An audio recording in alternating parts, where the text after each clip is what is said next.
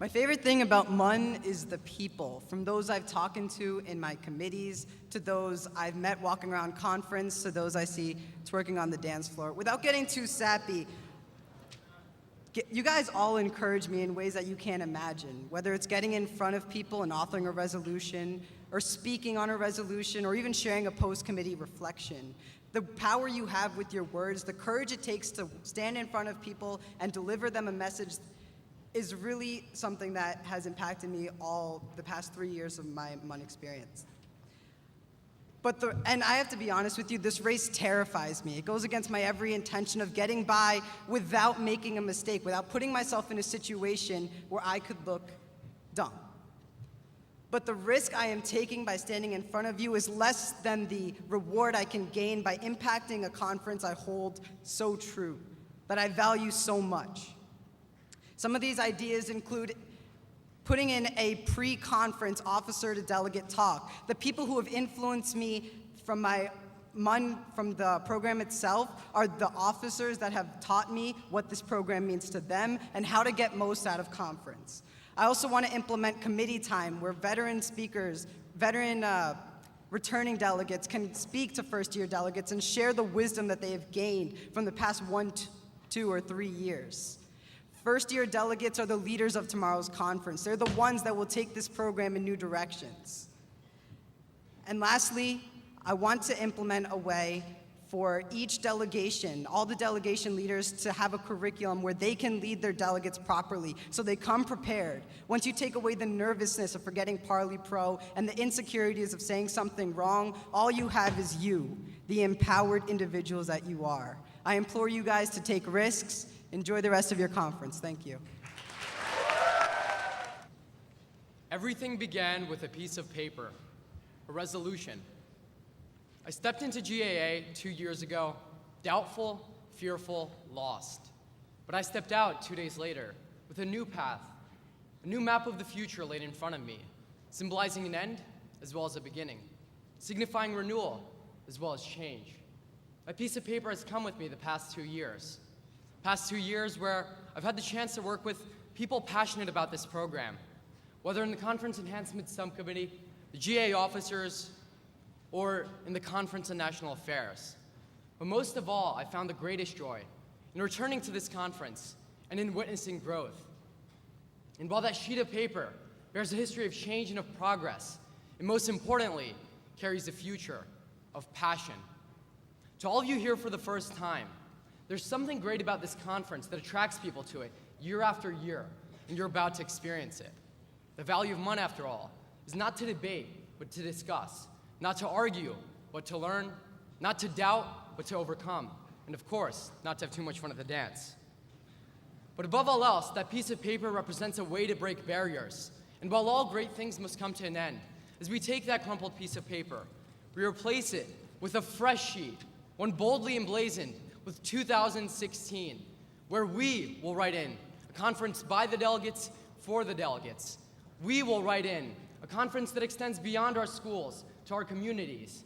We will write in debate not only within committees, but also between, built on our legacy of hard work and on the passions and ideas of those who came before us. These goals are worthy, not because they are easy, but because they are hard. For while our resolutions and our debates might fade, while our papers might crumple, together we will stand, and together we will create the greatest model United Nations yet.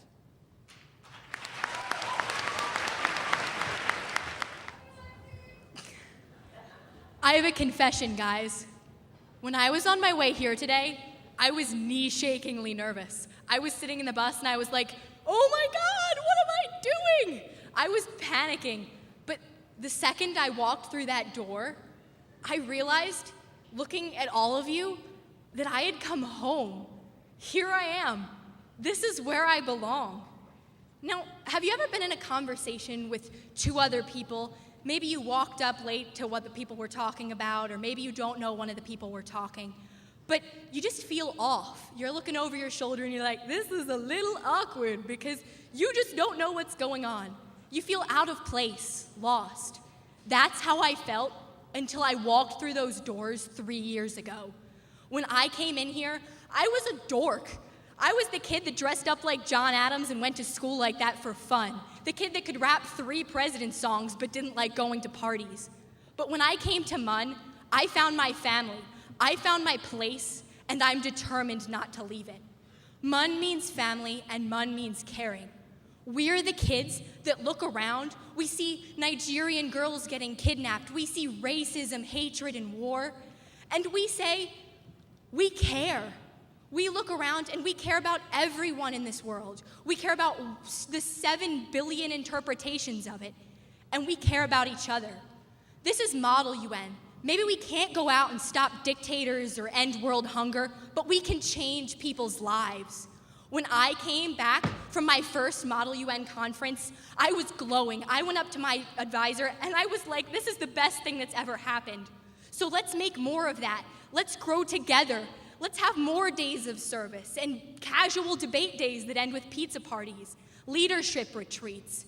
Let's get together so we can talk and we can know each other not as Nigeria or Chad, but as friends by first name. I am one MUN star shining in the sky, but together we can shine even brighter. We can change lives. Let's get ready to shine, guys.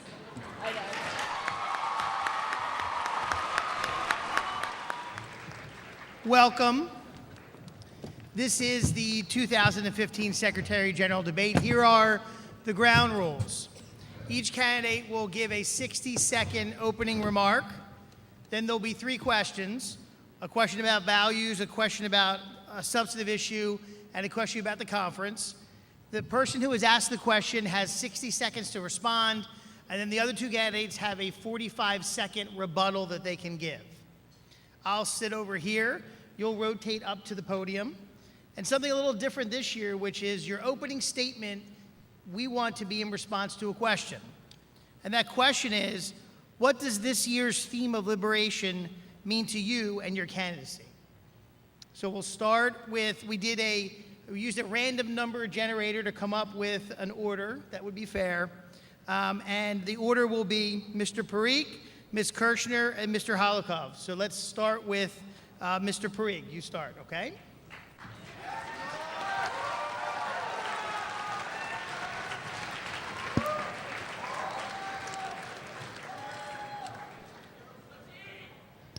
Yeah. 2 taps, 90 seconds. Yeah, I'll All right, like 10 this. seconds. Yeah, like this. I've been playing baseball since I was 5 years old, and I've always put this distinct disadvantage on myself because of my size. You know, I'm not exactly 6'3" over here.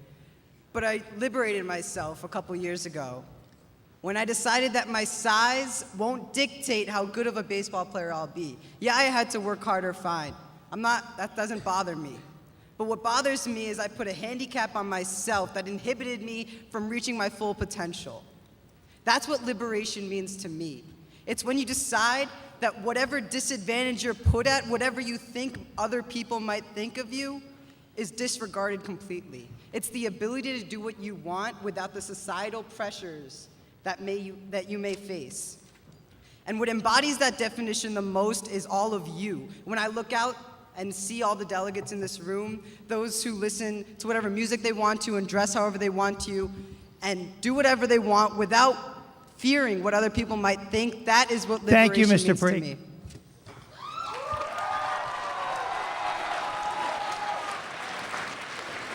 Ms. Kirchner?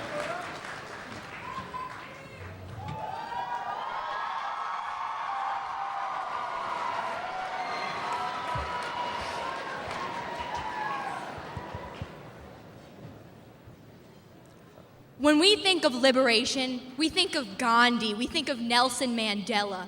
We think of these big people, the history book heroes, the world shakers. I could sit up here and I could tell you about Martin Luther King Jr., or people suffering oppressed under Kim Jong-un. But liberation happens right here at Model UN. When we walk into this conference, each of us has a clean slate. We are free to do something amazing. So enjoy the freedom you have this weekend. Be brave, learn new things, reach out to people. In committee, turn to the person sitting next to you and tell them they did a great job. Heck, right now, turn to the person sitting next to you and tell them that they're fabulous. We're all amazing because we need to liberate ourselves to love ourselves. Because once we're free, we have the power to evoke change. Let's fly Thank you, free, Ms. guys. Kirchner. Let's change.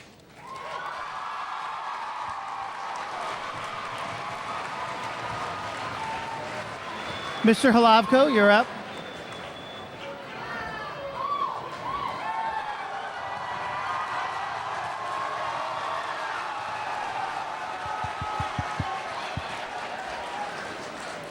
MUN gave me the opportunity to find something that some people might call cliche, but that I call universal, a passion. For me, it was speaking and international affairs. For others, it might be debate, art, or maybe even Bobby Shmurda. But at the end of the day, the fact that so many people discover themselves through this conference shows that liberation is far more than just the name of this theme. To me, liberation means freedom from doubts, from insecurities, from hesitations, freedom from an inundation of hesitation. About a week ago, you might have been afraid of MUN. Today, you're discovering it with every passing moment. And in another week, you'll realize that you're part of something incredible. But the best thing is, MUN is what you make of it. A decade ago, Section Kevin Stewart set a goal for everyone, to define your lives not by your limitations, but by your passions. My goal as a GA chair, as a prospective section, is to help you to do just that, whether it's Thank you, this Mr. weekend Halavko. or in a decade.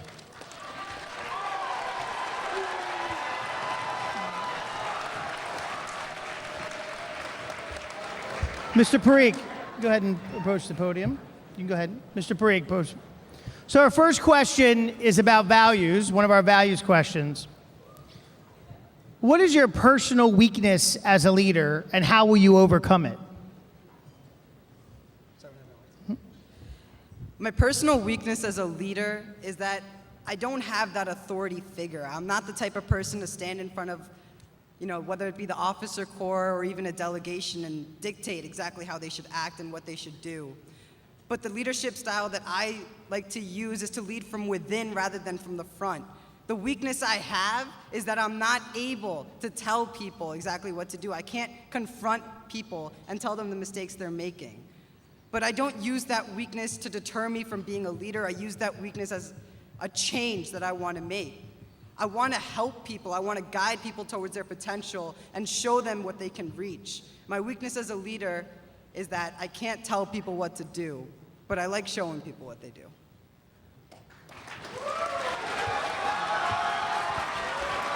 Ms. Kirchner.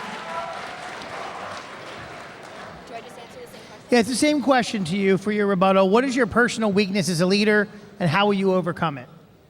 So I see as a weakness my hyper-perfectionism. Everything with me has to be absolutely perfect to a T or I'm not happy. And I know that that can seem a little bit ridiculous sometimes. I mean, I get one question wrong on a test and I'm going home having a panic attack. But you know what? I can fix that with my New Year's resolution, which may sound a little bit ridiculous, but it was to care less. I need to open myself and I need to live with feeling. So if I just relax, and I know I can as a leader, I can help everyone work together so we can be perfect with our flaws.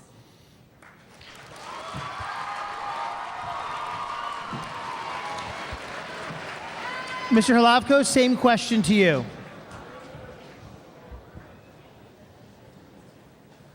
In a similar vein, I'd like to say that my greatest weakness is my perfectionism, and I can identify with Lexi on that one. I have a tendency to go and aim for the top of everything, and whether it might be in an initiative we're pushing in the core this year, or in something that I'm planning for next year, I want it to be the absolute best. And a lot of the time that can detract from everything that I'm able to do. The important thing to realize, however, is that idealism and pragmatism are the same side, or the two different sides of the same proverbial coin. And if I can effectively negotiate between my perfectionism and my ideas, the way I want to incorporate them, then I can do a phenomenal job as a leader.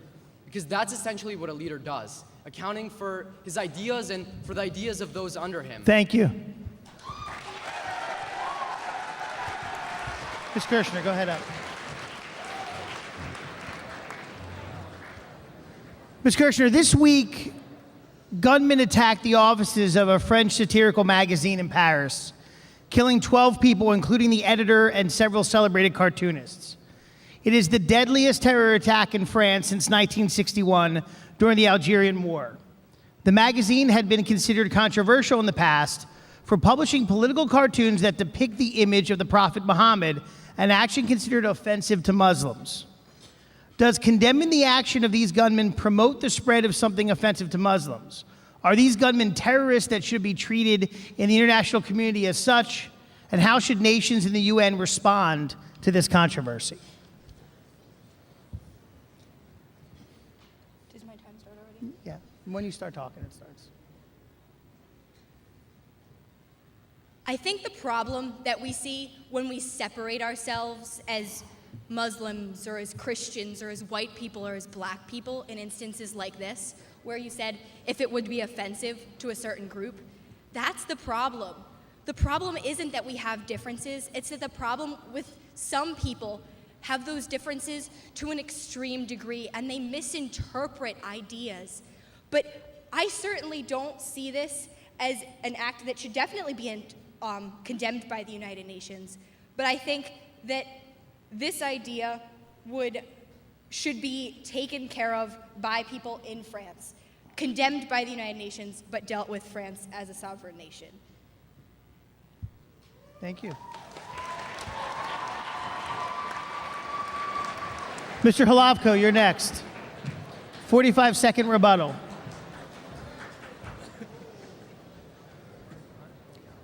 If you open your conference binder in the first few pages, you'll find the UN Charter.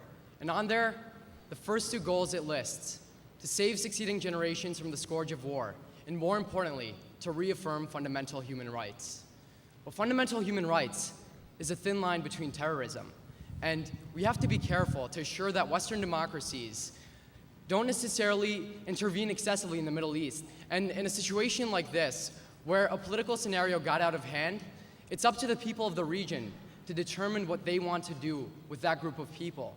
And at the end of the day, it's a thin line between negotiating between radical views and accounting for freedom of speech. Well, my platform states that it's absolutely important that the United Nations accounts for regional differences across the world. So whether it's in the Middle East, Western Europe, or in South America. Thank you. Mr. Parikh.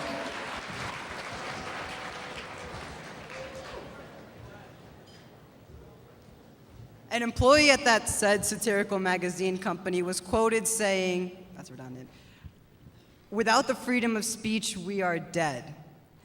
And I back that statement because it's true. Connecting it back to the conference theme of liberation, without that ability to state anything, even if it's a satirical post or a meaningful article, your viewpoints on any issue are important and imperative to moving a discussion forward. The UN does have a responsibility to react to these events, but more importantly, the people who took it upon themselves to express violence in a non-violent situation should be dealt with both by the International Criminal Court and by the UN as in overall. Thank you. Thank you.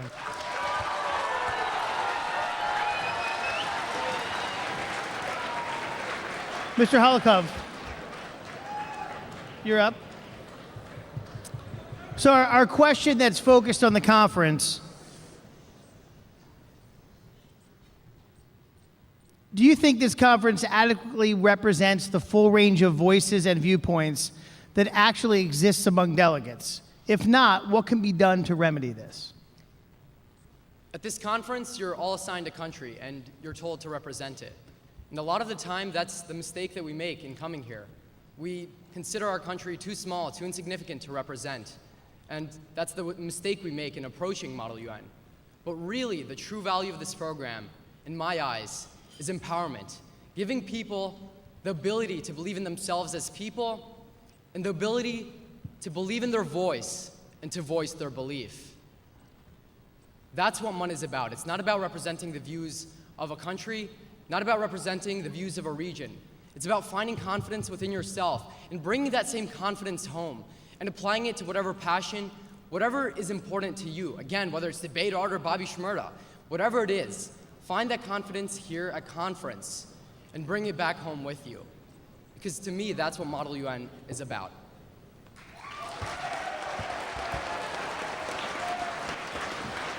Mr. Parikh.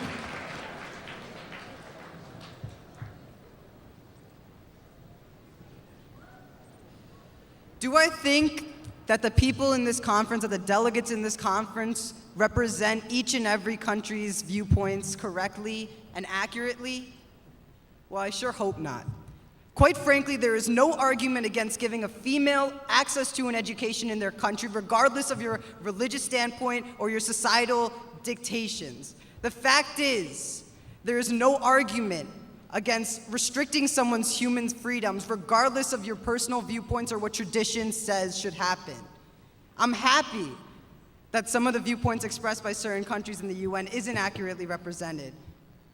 And I think that this conference has overall a potential to outreach all the countries while still leaving out the ignorant remarks. Thank you. Ms. Kirchner.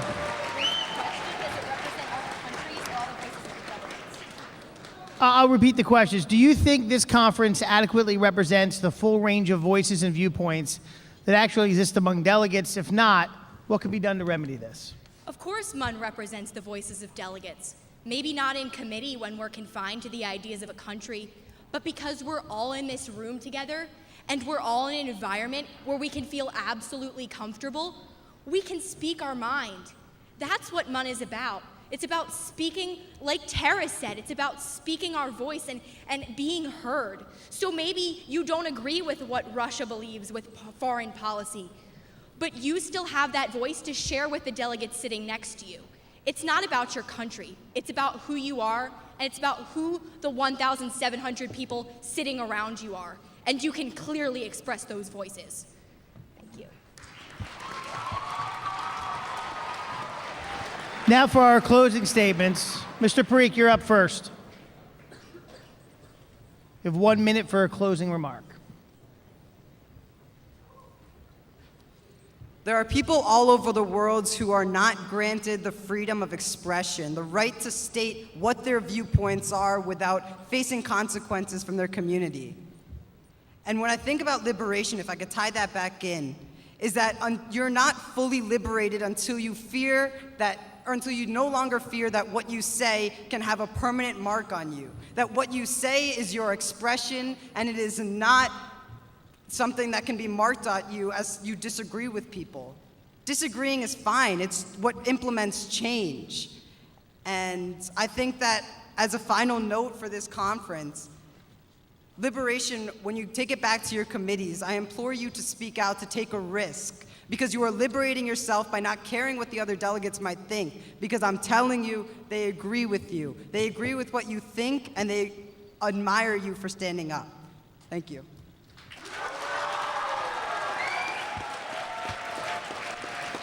Mr. Hlavko.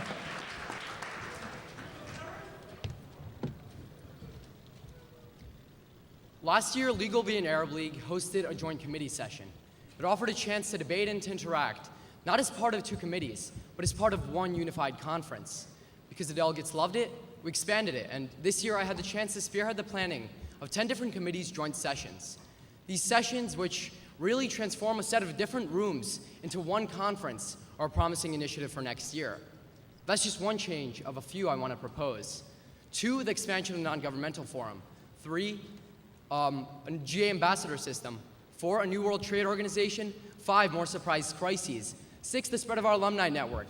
7, the growth of the days of service. 8, restructuring the officer corps. 9, empowering the YS corps. 10, giving first years more opportunities. And 11, while these changes might be good, they're nowhere near our limit. So let's give everyone a chance to partake in conference planning. With everything that we have to offer, with passion, with ideas, with purpose, we can accomplish anything.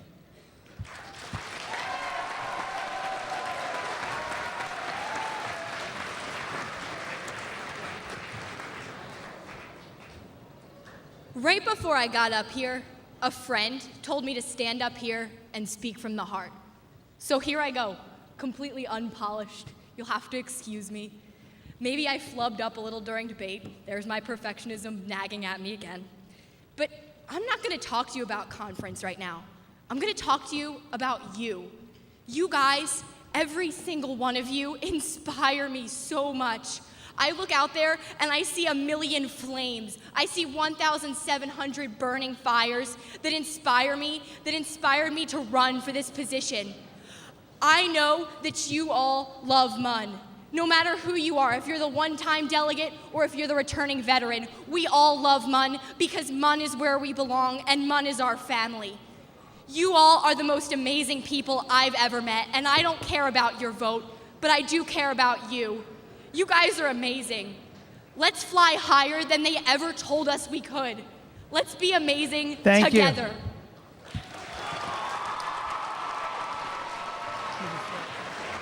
How about a round of applause for all of our participants in the debate? Thank you very much.